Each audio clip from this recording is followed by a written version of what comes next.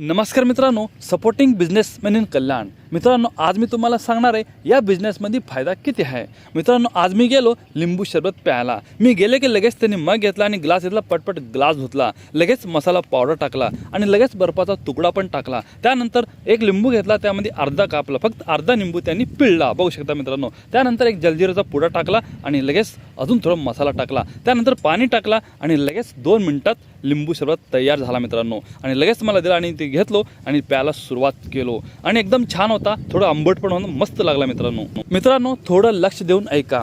अर्धा लिंबू, एक जलजिरा पॅकेट, थोडासा बर्फ आणि थोडासा मसाला पावडर, सगळे मिळून आपण 5 रुपयाचा इन्व्हेस्टमेंट पकडूया. आणि तो एक ग्लास विकतो 15 रुपयाला.